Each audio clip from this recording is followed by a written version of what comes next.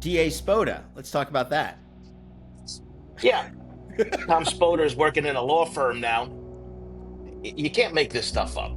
For people who don't know, the district attorney out in Suffolk County, who was there for like 30 years, got involved with James Burke with the Pius case. He gets arrested by the feds in regards to covering up a criminal act done by then police chief James Burke for beating a handcuffed prisoner.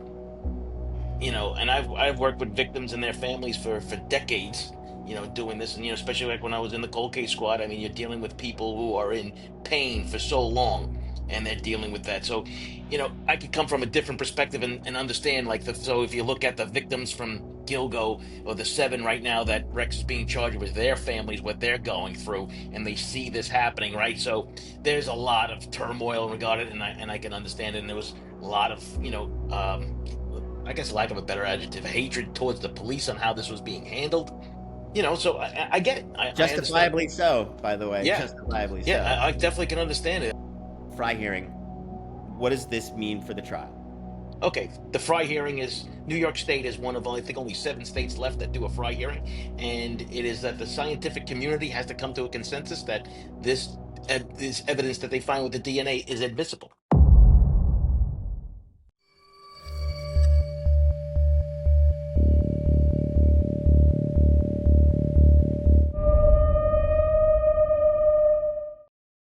All right, everybody, welcome back to part 2 of my conversation with retired NYPD Sergeant Joe Giacalone, host of True Crime with the Sarge. Now, since we recorded this, there's been a major update in this case. First of all, the judge's ruling on the Fry hearing now is set for September 3rd. So that means he's going to rule on the admissibility of the DNA. And once we get that ruling, it could change everything. So everything we talk about in this podcast is about to get very real. So let's get into it. So I can't wait to play this for you and to get your perspective, because Okay.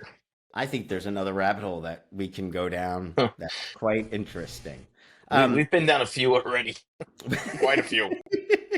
So so speaking of rabbit holes, you have watched in the past, 4 weeks, Netflix's Gone Girls. Mhm. The Peacock series, what is it? House of Secrets and Horrors and Something like that, yeah. something like that. Sounds like a Disney ride. And you've seen 48 Hours. First of all, thank you for doing all that work, because I'm not going to watch it. So that was your assignment. You did it well. I thank you for that. What's your takeaway? Out of all of them, I thought the Netflix one was pretty good too. But you know what? I was a little concerned about the Peacock one, and the reason I why would is, think so. yeah, we both said, did you? When I don't know if it was you sent me the trailer or I sent you the trailer, and you was like, oh boy, right? Just because when I saw what Asa was saying, oh, like, he didn't do it or whatever. I mean, I went, oh God, no, this is gonna be bad. But as actually, I was pleasantly surprised. The first hour is a repeat of everything we kind of knew. So if you're following this case, there really wasn't anything groundbreaking in there, but it was Yep. still good to see some of the original faces in there, like Mary Murphy in there, because she was Yep. right on top of that. Yep. And then episodes 2 and 3 got interesting because you get a chance to get into the house, which I think was Mm-hmm. the big draw, and then you also got a chance to see the daughter kind of do a 180.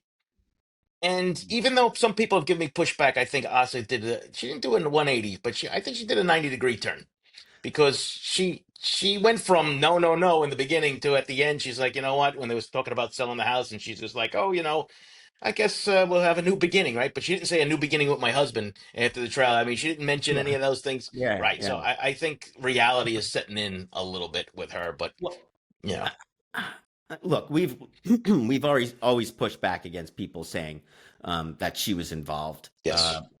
Would be quite kind of difficult for the daughter to be involved at 3 years old. Very young. That would be a young serial killer. Um, uh, do you think that at least the the kind of problems we have with the true crime Frankenstein's monster of this case aside, do you think that that series has now finally closed the door on those questions? No, because it did, because I did a quick blurb on this, That for was my my own show. hope.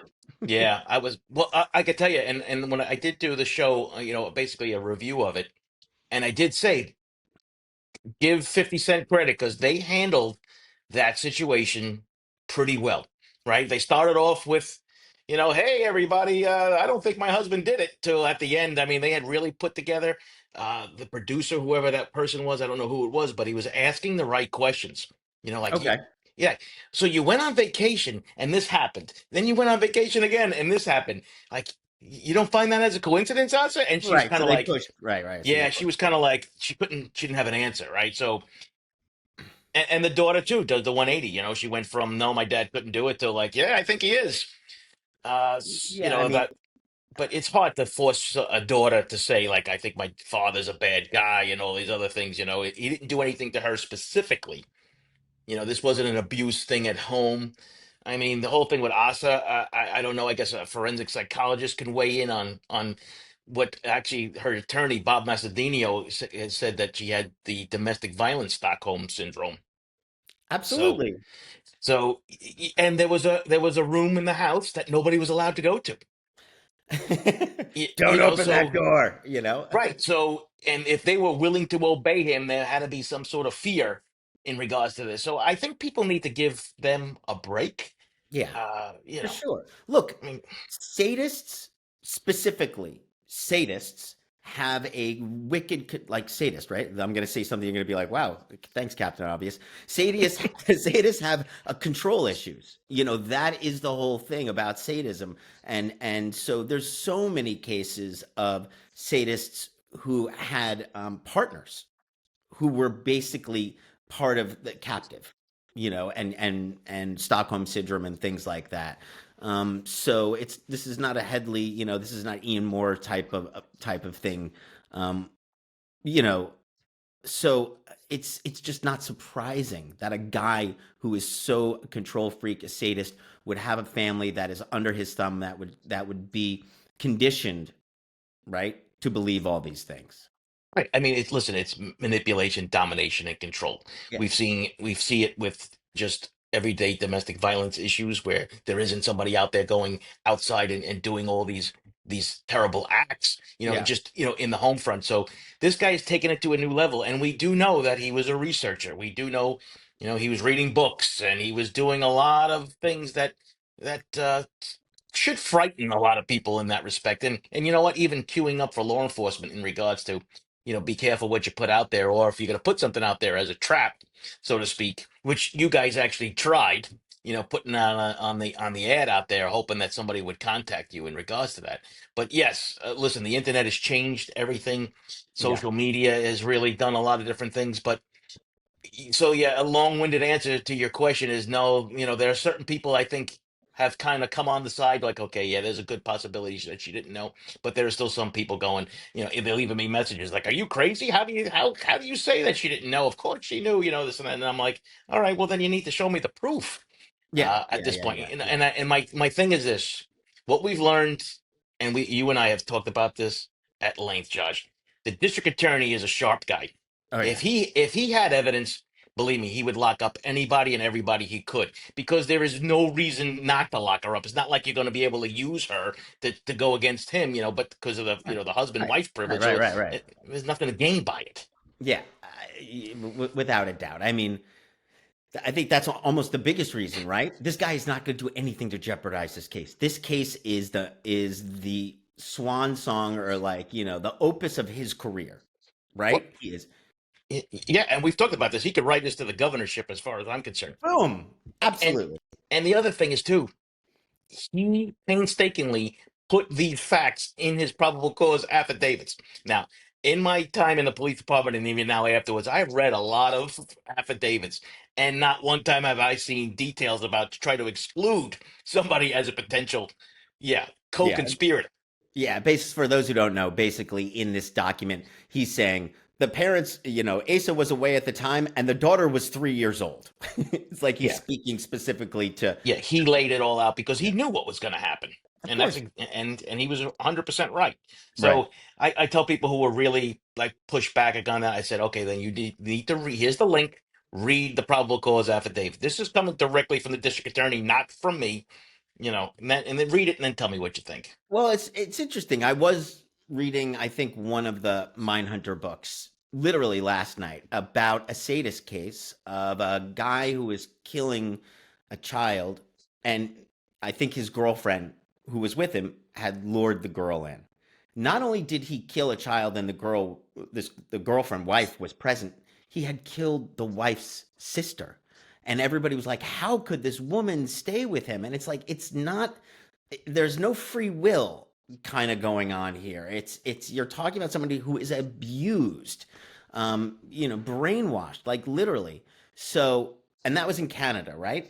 Yeah, And I remember that. It's from the Mindhunter book. Yep. yeah, right. So what's interesting is that that case also was a huge case because people couldn't wrap their heads around how the wife was involved.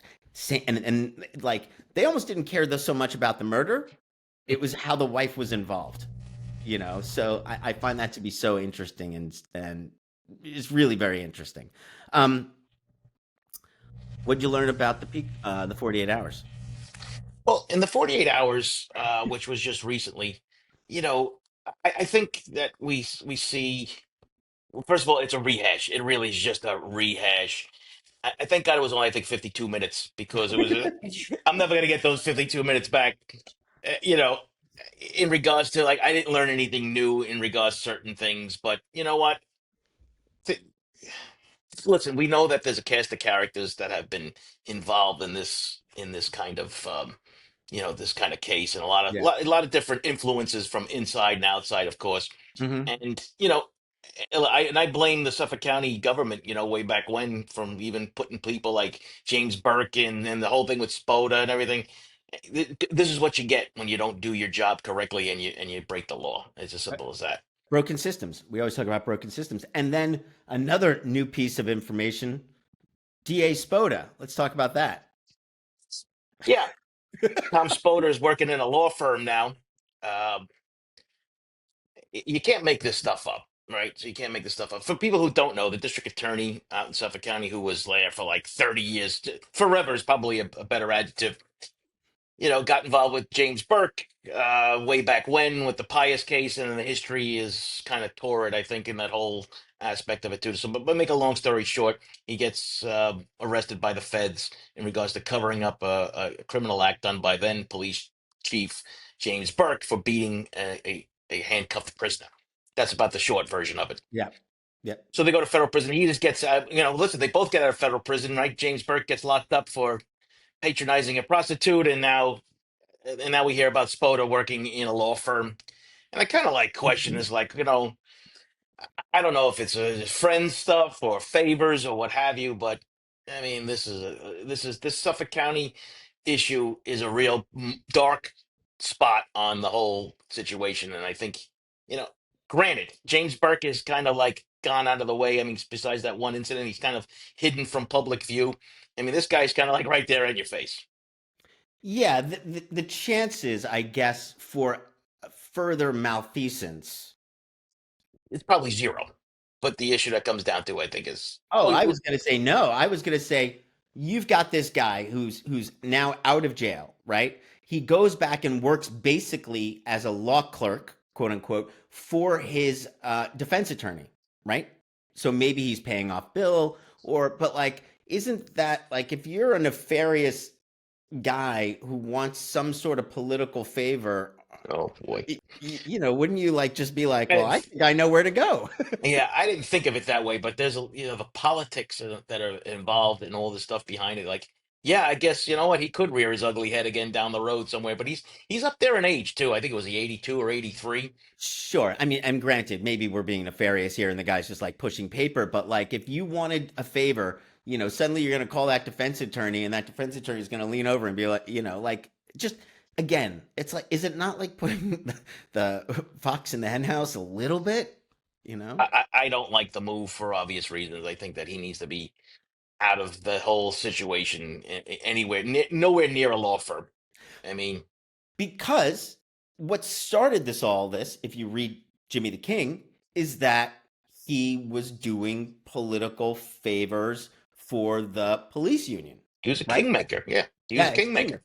As a lawyer, as a private practice lawyer, you Yep. know? And he was getting involved with the police unions and everything else that goes along, and he wielded a lot of power. And it's like, when he gets back into this now, I mean, people might just say, well, he's only, like I said, just trying to make a couple of bucks, whatever, this and that. Well, then, go flip burgers or something, do something like that, you know. Okay, Joe, I had no idea you won the Medal of Valor. Yeah. Um, Maybe I'm the asshole for not knowing that I've known you for this no. long and I didn't know that you won a Medal of Valor. Yeah, I mean, I don't listen. I'm very bad at the That's why self we're having promotion this stuff. show. Yeah, the self promotion stuff. People, if I probably was a good self promoter, I'd probably be up to 40,000 subscribers by now. Exactly. Let me help you. Everybody, I read that Joe won a Yeah, Medal of Valor, and now I want to know why. yeah. I was a rookie cop. I got on the police department in June of 1992, and when I got out, I got sent to the Bronx, and we were in field training units, and we were on foot posts for almost like 2 years. And it was a Saturday in September of 1994. I think it was September 17th. I don't know. It might be a little fuzzy on the dates, but it was definitely 1994. So basically about 2 years into the police department, my current partner that I had found, because I finally got into a car and I had a steady partner, and we worked the day shift, the 8 to 4 shift. And my partner was getting married.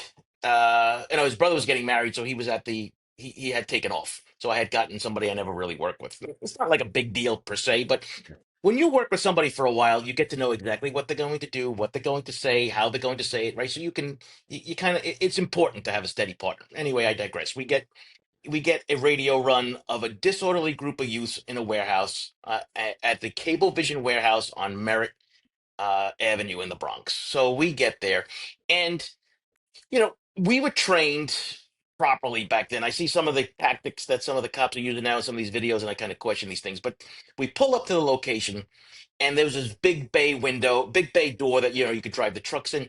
And I could have just driven straight into this place because it was just it was wide open. But I said, park outside. Let's walk around. Let's hug around and go in. And I remember telling the guy I was with, take your nightstick with you because it was supposed to be kids. So you never know. I mean, you get into a fight with a bunch of kids, your Yeah. nightstick might help. Anyway, we walk in, and as we walk in, because it was really sunny out, we walk into this dark place. So everyone's been there, right? So you get this brightness, and all of a sudden you go into this dark location, and it takes a second. And there, without like about 10 feet in front of us, these men, not kids, are tying up the workers and they're wearing their cable vision shirts. Oh shit. And that's what I said. I go, like, hey, or oh shit. I don't remember exactly what I said. And the next thing I know, the guy took out the gun. I mean, almost, and pow. It was like almost like, Yeah, like what the hell just I've been happened? there. Like, you were in shock. And there was a van right next to us on the left, and we dove behind it. Then the gunshots just started flying. Well, I get on the radio, and we're asking for help, for people to come. And it takes almost 8 minutes for the first car to show up. And meanwhile, there's a volley going back. And I have a 38, remind you. So I only have Yeah, 18 bullets. So I have to take my chances, and and I'm not shooting unless I got a good shot. Let's put it yeah, that way. So yeah. I'm at the rear of the truck. The guy I was with, Mike, he's at the front of the truck, and he had a 9mm, and he was just blasting off people. Sure, you have a revolver. You have a service I have a revolver. revolver, right? So the guy comes running right out, and I remember taking a shot, and I missed him. But he did a 180. He did a whoop. He went right back because he didn't know where I was.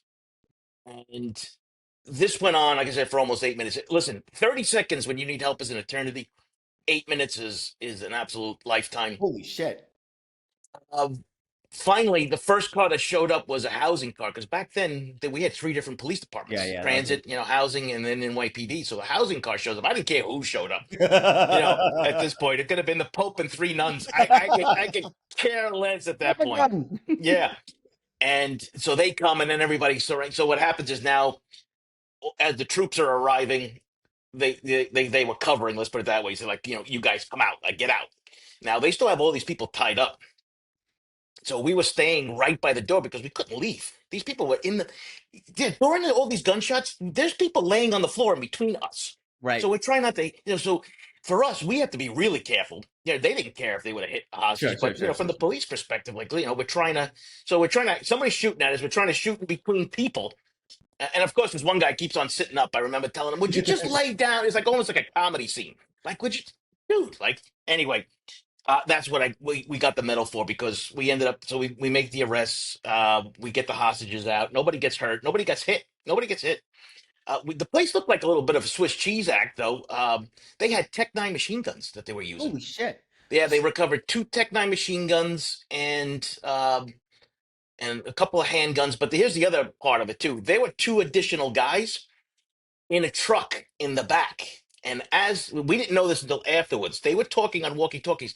They had not testified, but they had told the cops that they were planning on coming around from behind us because they knew we were focused in on what that because we Ooh. didn't know these guys were out there. But Ooh. and then they said it, but then they saw the housing car show up, and that's when they gave up because we heard the commotion outside. We didn't know what like that had to do with what we were doing with. So what were they doing? Stealing, They were stealing the cable boxes. If you remember way cable back when, boxes. Of course. the cable boxes were the big thing, right? Because of Yeah, those. of course, of course. Yeah, this was before they came up with the card method. You remember? And Yeah, yeah, yeah. So yeah, they were basically everything was stealing. encased in them back then. Yeah, so they if you stole it, you had it. You got cable. Oh, I see. Like this Yeah. is just when you had the box, you didn't have to sign up. Or Yep. right, you Something had a like that. guy, you just bought the box. Yeah, you could just plug it in and you had cable. Oh And shit. yeah, so that was 1994. And then That sounds like a good story. What did Dolan thank you very much for that? yeah, no, not quite. That was my first time I was ever in a newspaper though. And actually I was on the news too that night. They interviewed us. How many shots you fire? I only fired one. Oh, really? Yeah, and it was the one guy. As he came out, I went, because I remember I told you I had a 38, so I had 18 bullets. That's it. And did you have three? You have six in your gun, Yeah. Oh, right. You had and you speed. have 12, and you have Yeah, two yeah, speed yeah. loaders. Okay. Yeah, yeah. You have So speed loaders, right? I had to be, I Yeah. was, let's put it this way: could I have fired some extra rounds for the hell of it? Yeah, but Yeah. But I'm it's not like you have taking a a shot service unless I had to. revolver, like a six-shot service revolver. Look at that. That's my video right here. You have a six-shot service revolver against a Tech 9. Yeah, that's what it was. So I was, I kept my head behind the van most of the time, just peeking out to make sure that nobody's sneaking up on us. But Hmm. you know, I don't really I don't say I rarely talk about it, but if somebody asks me, I'll talk about it. But other than that, I Well, I'm mean, we glad. we I'm got lucky. glad. I'm glad we got the story out. Okay. Also, you were on the BTK task force. It's actually still going. So yeah, the BTK task force. For those that don't know, Dennis Rader. I was invited. It was actually I think it's now a couple of years ago. Uh, to the Osage County Task Force in Oklahoma. The sheriff at the time created this task force and my name was given to him from another investigator and all I could do is we had to sign non-disclosure agreements and stuff like that, so I really can't talk about what we did, but yes, involved in additional looking for additional cases. That's about as much as I can Did you say find about any? that. There's some promising things that they have done. That we were working with Kerry Rawson, who is his daughter, who actually Hmm. makes an appearance in the Peacock thing, which I thought was another great Yeah. move by them. I met her on a Nancy Grace show, and I was actually impressed. Like she was pretty, She's a or maybe sweetheart. Yeah. maybe it was her, maybe it was the Happy Land. Regardless, I was really, I was kind of against the whole family members coming out of the serial killers, but now I realize that it actually, if if you if you do it with grace and dignity, that and a network isn't exploiting you, it's actually quite a good thing. But geez, $1 million to Asa, was that good or bad in the grand scheme of true crime?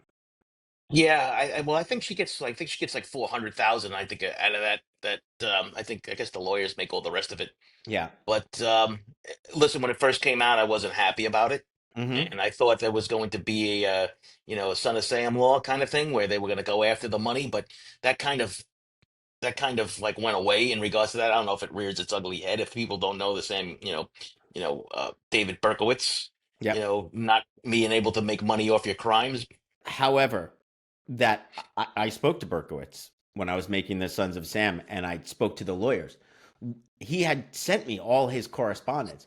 What was happening was the lawyers kept trying to sell his stuff, which is so interesting. It technically wasn't him. It was his lawyers trying to sell all his belongings, his files and things like that. Yeah, no, like I said, I mean, it still might rear its ugly head, but Yeah. at this point, I don't think so because it's already done. It's out. Yeah. Uh, For everybody who doesn't know, Asa was paid $1 million to be on the show. I guess split with her family. She needed the money, obviously. yeah. She does have special needs child that she needs to take care of. The whole family's kind of screwed in that respect. And so, they, of course, the network always phrases it like we've had to do this too. It's like you don't pay them, you pay them for their archive materials.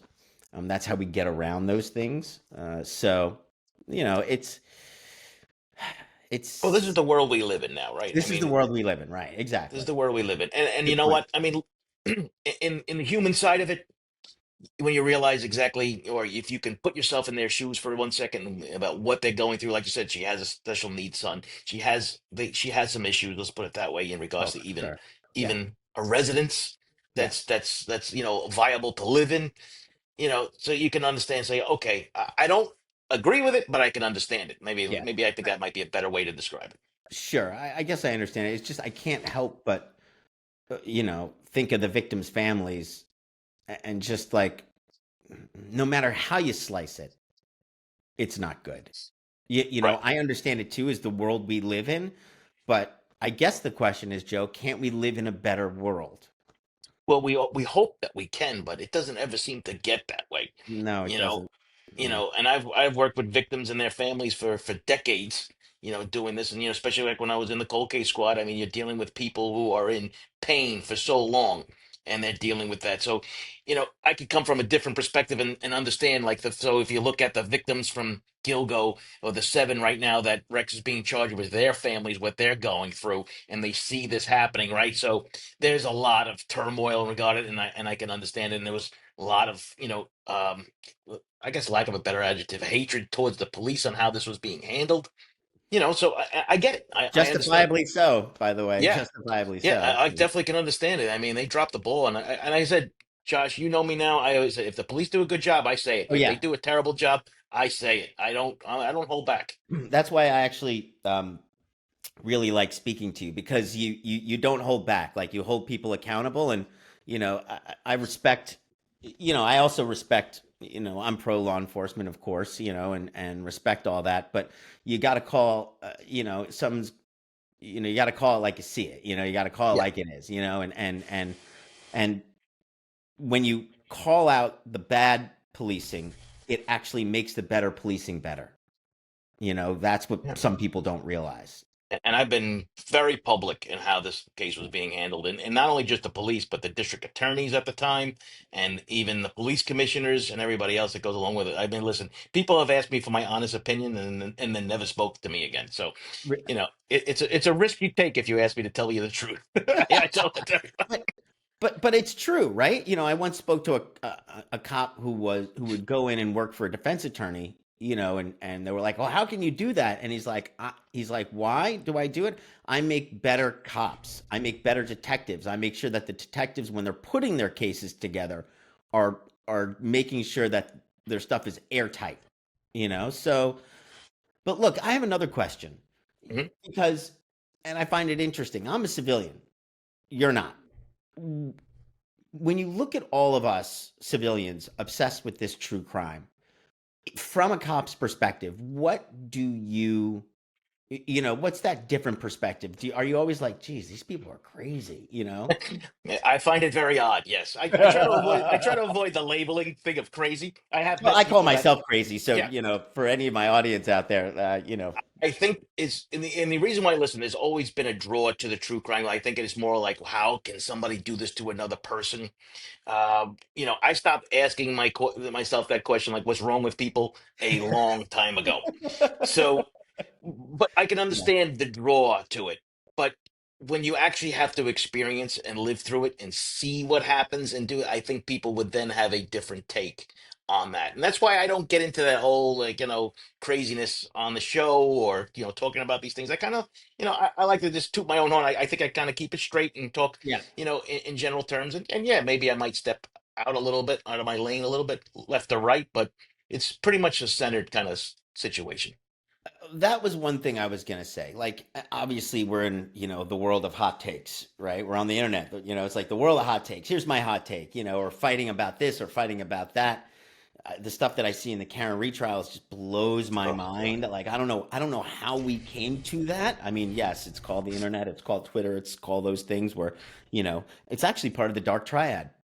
Where if you become a bully, an online bully is actually one of the new dark triads. Like it used to be bedwetting, arson, and killing small animals. Now they've changed that, and now it's online bullying takes place in one of those. So interesting. But you always want to say, like, before you do that, like, why don't you live in the shoes of a cop to understand all this stuff and to understand how people are affected? Because I think they would change their tune, no? Yes, and that's why when body cams first came out, I was when these things first came out, I was interviewed in many of the media outlets and even like some of the TVs, and I said, "Let's do it. This is going to be great because the public is going to see exactly how some act, and there'll be no disguising it. There'll be no sugarcoating it. It'll be and we still see it to this day when you watch these little cameras and you see what's going on, and people sit back and going, 'Oh my God, these people are terrible.'" Yes, You're talking about the civilians who are arrested at that yes. point and just act like, it's like, where's your dignity? Well, they have no dignity. They wouldn't be there. Yeah, or people just say like, what is this person doing? Like, how what yeah, well, there you go. That's what the Right. cops have to deal with every day. Um, I always kind of question this. What's one of the cases that kind of you still and think about? Does that happen to you? Oh, I have one. Yeah, I mean, What's that it's case? it is the case of two young boys, Taylor and Mason, 7 and 11, I think they were. If I remember, it was a case from 1985 in February of '85 in the Bronx, 2000 Valentine Avenue. I still have the address down pat. And it was one of our cold cases that we had in the Bronx Cold Case Squad. And me as a supervisor, my job would to be to make sure that the job is getting done. But once you're in cold case, you take it on a different meaning. You become another investigator, and you're looking at these cases. And when I first saw the case, you see this huge file folder, and Mm, you're like, wow, because you would walk into a room. And you knew exactly what kind of cases you were looking at. If you had a case that was like a half-inch thick, you knew exactly whether this is a drug case. No information, no nothing, no witnesses, no nothing. But when yeah. you see a case like this, you're like, "Whoa, what's that?" And then as I'm reading into this, I'm like, wow. And there was a one New York Post article I found and one New York Times article I found on it. Really not much else. But just to make a long story short, these two kids were stabbed to death and left in the bottom of a trash compactor room on the location. It wasn't public housing, but it was close to it. The kind of design that this building was in. And like everything else, we searched long and hard for the evidence in this case. There was things that were vouchered that we thought, if we could find it, we could test it, the DNA, and it was all gone. Nobody could find it. We spent years looking for this evidence. We went to every department storage facility, and I've heard every excuse under the book. Fires, floods, storm of locusts. I mean, you name it. And it's after going through the whole case and looking at this, it was like everything else. We knew who the person did it. We know who the person did it. We just didn't have the evidence to prove it anymore. We couldn't go into court and say, "Yeah, this is the guy that did it." They're like, "All right, well, how?" Well, I just know because X, Y, and Z. Yeah, that doesn't work, especially in the Bronx. I mean, which we affectionately call the People's Republic of the Bronx. Um, and which is another experience that I've had. When I talk to cold case detectives, I try to explain to them this case would have never flown in the Bronx. No way, no how. They would have laughed me right out of there. They would have said, "Yeah, good, thanks, but no thanks." Yeah, Some of these cases then they've fallen apart, yeah. and actually, there was one case that actually I did with the author, and I said, and he actually quoted me that this case would never have come. This case would have never gone to the district attorney's office, and lo and behold, the And case got thrown out. back then, or Or yeah. today, like because it was Yeah. only a couple of years ago when the case, and actually it was one of America's oldest cases, and just because they wanted something which I referred to as probable cause plus one. Yeah, you got probable cause, but you know what? I need this too. Yeah, yeah, yeah, yeah, yeah, yeah, yeah. I mean, so who did it? Oh, well, here's the thing. I don't want to name it because this is still an active case. You don't have Still to an name active it. case. Yeah. But A relative? No, somebody close to the mother. Mm-hmm. Somebody close to the mother, and but that was just our gut feeling Mm-hmm. based on certain things. But you know what? It's a sad case because these two young boys did absolutely nothing wrong. It was like they weren't bad kids from what we knew. They weren't involved with anything, any nefarious activities. Like they were young. It was like 6 and 11 or something like that. I mean, these were just kids who were going to school and never made it. And in New York has had a history of cases like that where kids are just walking around and snatch them, and never see them again, right? We might talk about some of those in the future, huh? Yes. Let me ask you a question. Do you ever want to like just we own the night them? You want to what? Like black hoods, Oh like God, yeah, no. Well, listen, we care, but we don't care that much, in that regards. Like we're not gonna. yeah.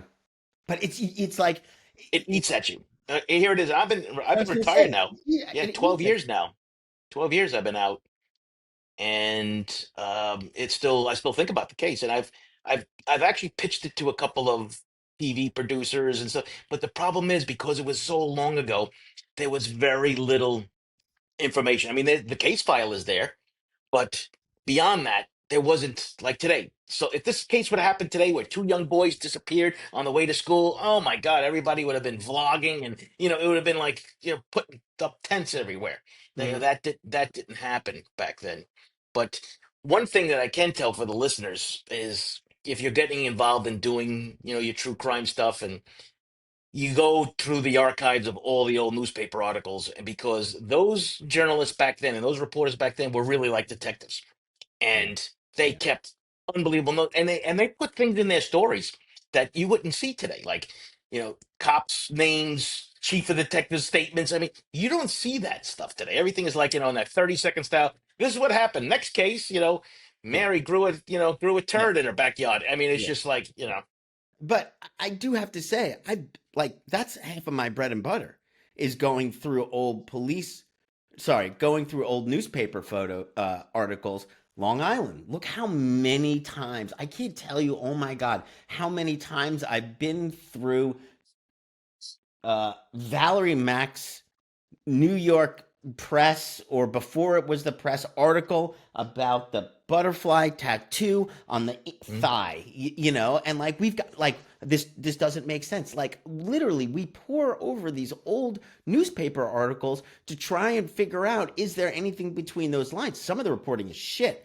When my problem is, if anybody quotes like, wait a second, it said right here in the New York Post, and I'm like, well, you can't believe anything that's written in the New York Post. Like the reporting shit, you know what I'm saying? So, like, But yeah, sorry, Paul. Yeah, but back in the day, these guys would have access to crime scenes, true, and true, true, true, true. all kinds of stuff. And here's the other thing, just like when you make your documentaries and there's so much on the cutting room floor that never makes it. The Oh same thing my happened God. with the journalists back then. They kept Listen, all their that's notes. that's why I'm doing this show. Dude, I can't like here it's funny you mention that, and we'll wrap it up. There is the show that I wish I could make and the show that you see, and they are two different shows. Yeah, Sons of Sam, different show, and everybody's like, well, what do you mean and why? It's called Lawyers. You have a judge. I have a network lawyer. It's the same guy. yeah, It's the same guy who's like, no, throw it out. No, I can't. Can you prove it? No. yeah, That's not enough evidence. Like, I have so much more, but I can't do it. It doesn't matter. It, I have the same level you do in some respects, which is, can you prove it? right. You know, and so it's a shame. So that's why I'm doing this stuff now. I can't wait to go back and show you Sons of Sam some of the evidence that we were not able to show. Cropsey, Murder Mountain, the Killing Season. We're going to do that with the Killing Season. There is some great stuff there that you've never seen. So, Yeah, I mean, um, like, listen, hindsight's 2020, right? I mean, when you yeah. think about, just to circle back to the LISK, right? And knowing what, with the green avalanche and shallow, right? Zoning in on something like that. But you know what? You still would have need the help of the police to track down where that car was located, But listen, we knew that box was in Massapequa. right? That Massapequa, we knew it. So would we have driven to every house? Yeah, we probably would have. I literally just yesterday, Caitlin, for those audience who don't know, I work with Caitlin and she's like master researcher. And I was like, Caitlin, it doesn't matter if we had, we didn't have the Polygon. And she's like, what are you talking about? Polygon 2012, you know, the Yeah, box, like they had the box, they they had a had description. Massapequa. They had the They, truck. oh, bro, wait until but the question is, why did they miss it? Well, I mean, there's different, of course, conclusions that you can draw, but I'm still sticking with the fact that James Burke thought that he was going to solve this and he didn't want the feds to do it. And he gets rid of the feds for two purposes. One, because I'm going to solve it. And two, I might be doing some shady stuff that I don't want the feds sniffing around on. Um, We'll see. and and We'll everything kind of just falls apart. Well, I can't wait for you to listen to this. Yeah, me Everybody, too. Joe, it was great having you on. Look, we spoke for a full hour and we barely scratched some of the surface here. I love having you on the show. I can't wait for you to come back. Oh, everybody, Fry hearing. Let's talk real quick. Last bit, Fry hearing. What does this mean for the trial? Okay, the Fry hearing is New York State is one of I think only 7 states left that do a Fry hearing, and it is that the scientific community has to come to a consensus that this evidence that they find with the DNA is admissible, and Yeah. that's really what it comes down to. So we have 7 cases where direct evidence of DNA, either from Rex, his wife, or his daughter, tied him to these 7 cases, and this is big. I mean, if the judge ends up making a decision. Uh, Either way, it's going to be monumental because if he goes with the prosecution's argument that this stuff is good DNA, this is good science, and everything is doing it, which I still think that's the way it's going because we've been using some of these techniques for a long time. It's just that now applying it to a criminal case, Right. and therein lies the issue. And that, to make a long story short, that's basically what we're dealing with at that point.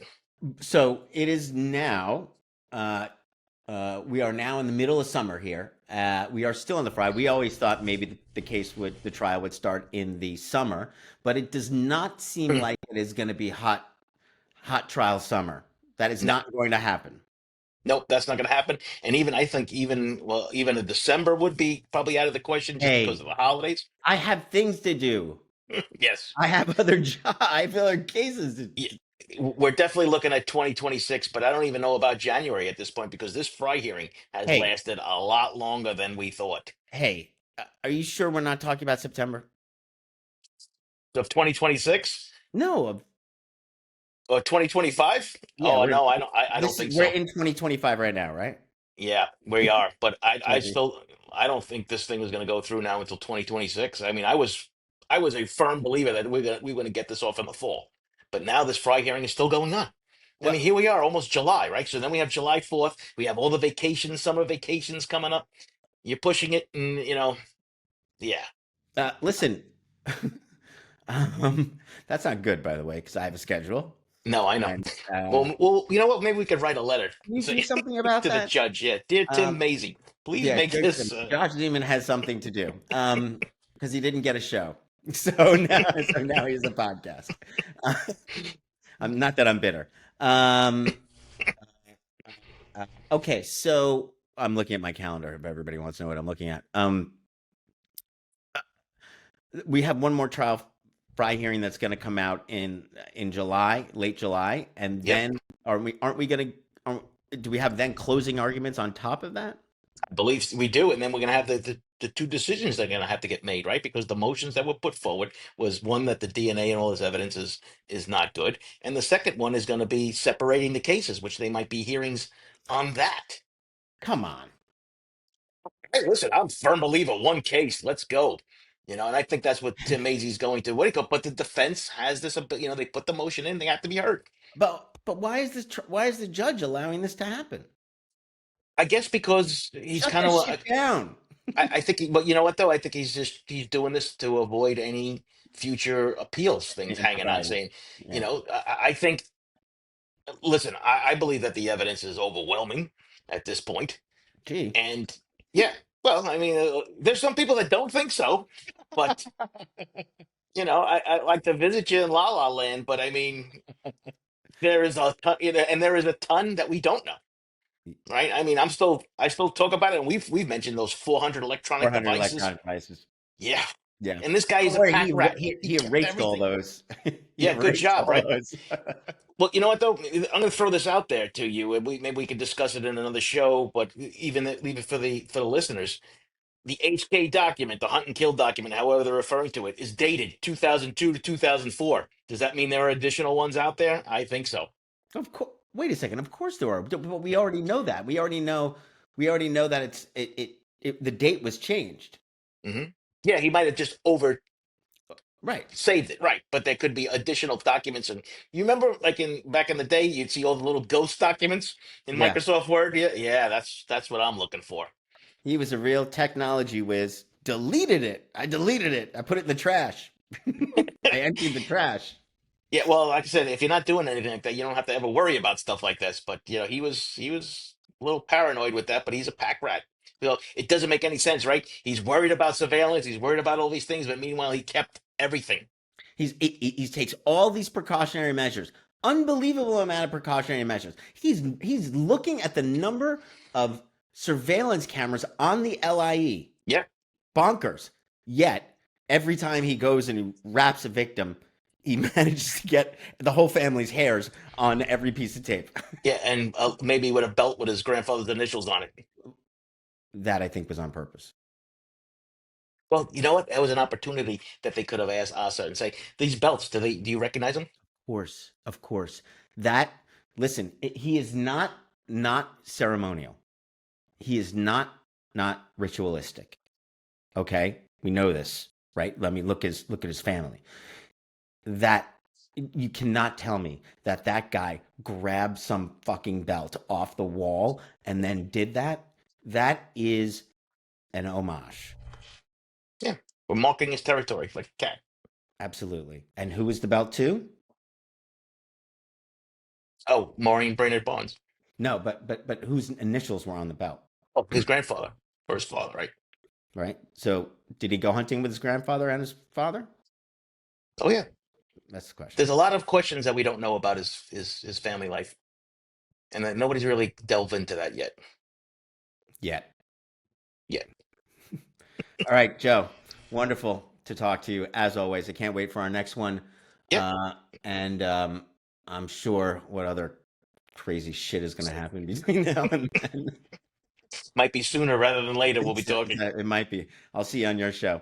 Yep. Everybody, thanks for joining. Please leave comments. You can reach out to myself. You can reach out to Joe. Watch Joe's show, True Crime with the Sarge, and even watch. It's actually kind of fun to watch some of our old shows where we talk about this stuff because it's still so relevant and so interesting. Yep. I have a whole playlist of that, and actually, I went back on a couple of them to see how close we were when some of these things that we were pretty close on a lot of things. Oh, Not to we're toot good. our own horn, but We're, nobody else is. We might as well toot our own. exactly. By the way, in case you don't know, people, all the journalists watch Joe and I's live streams and stuff like that, and then suddenly you'll see it in the paper like a week later. It's All right. happened before, yes. Yeah. All right. It was great seeing you, buddy. Thanks You so got it, much man. for coming on. Bye. All right, everybody. That wraps up part 2 of my conversation with Joe Giacalone. And as you can tell, Joe and I have been digging into this case for years. Now, as we head into the fall, all eyes are on this upcoming decision regarding the admissibility of the DNA evidence. And that decision is coming on September 3rd. Now, this is a pivotal moment, not just for the Gilgo Beach case, but for forensic science. Because if this DNA is accepted, it is a game changer for cold cases across the country. So you can bet a lot of people will be tuning in. Now, it's also a make or break moment for this case. But if the DNA is accepted, it is a slam dunk for the prosecution. And Rex's defense will have a very hard time getting over that hurdle. Now, what does that mean? Who knows? Maybe a plea? We'll see. Now, let's not forget the judge still has to make a decision on whether he's going to separate these cases, but I don't really see that happening, though you never know.